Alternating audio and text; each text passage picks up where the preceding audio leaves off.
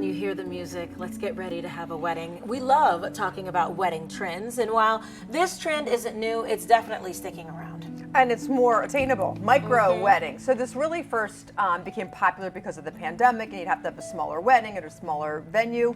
So there's so many great venues in our area. We have a wedding planner to discuss it right now, Lynda Gono, owner of Lynda's Events. So we have lots of questions. Sure. What is a micro wedding?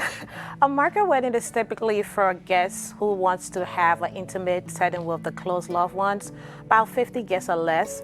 Unlike the traditional settings where you got like 100 people plus, but so more intimate settings for people that that you picture your wedding day without, like the closest setting, yeah. Your close people. Because normally when we do segments, we talk about weddings, and it's been said for a long time that the average cost of a wedding, a traditional wedding, can be about $30,000, right? Yes. So if you are thinking of a micro wedding, how much can that save you? You can spend the average cost, I would say anything between $8,000 to $15,000. And if you want to splurge and go, you can of course go more than that.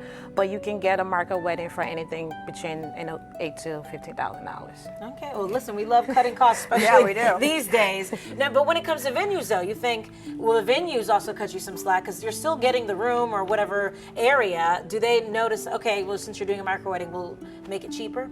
Yeah, so most venue, what it does now is that being the fact that micro wedding is a trend, they have a smaller room setting. Sometimes in venue where they will have tea rooms or they have different locations, you can actually use the venues to do your weddings and things like, and there's a lot of great venues in our area that can do those things. Let's talk about some of them then. All right, so we're going to hit Philadelphia, Pennsylvania, New Jersey, and Delaware. So let's start off with Philadelphia, Collins Park. Yes, right in the heart of the city. It's a little gym. A lot of people don't know about it. It's right on 15 and Chestnut. It's a beautiful park for a bride who wants that garden feel, but Lovely. still want that city vibe in the heart of the city. And it's really beautiful and it's cost friendly.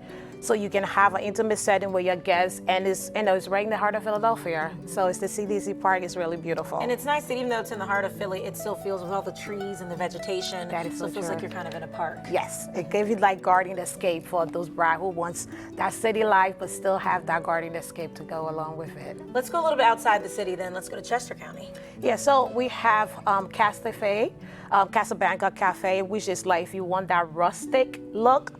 So the industrial feels, and it's really beautiful. It's really intimate. The owner, Lloyd, he said his superpower is really cultivating, making sure that clients get the best of their day. So you can do anything from 50 guests or less.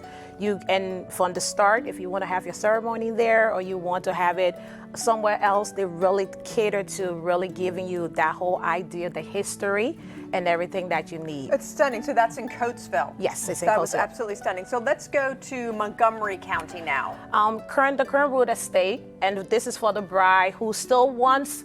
Wow. This is a micro wedding? For one that beautiful fairy tale, but still want to do something intimate, they have the garden house where you can still have the beautiful view of the vineyard, the lawns and everything, but you still get exactly what you want and still have, without, like I said, you're saving costs, but you still get your ideal dream wedding. And you can still have that in the background. Yeah. You can take your Yes. photos and make that work. What about New Jersey? New Jersey, we have the Auburn Winery, and this is for a bride who wants that, that South of France feel, the garden feels, and especially during October when the vineyard is like fully bloom. You can have the barnyard weddings, and it's like everything is right there. And it's really, really, truly a beautiful place. The sunset, the grapes, the smell, it's really wonderful. All right, last up, Delaware. Delaware, you can do the farmhouse. And those are people who still want the bigger venue, but still want something. They have this beautiful porch, the intimate settings. And one thing about all these venues that I love is that for DIY brides, some can allow you to even bring outside catering.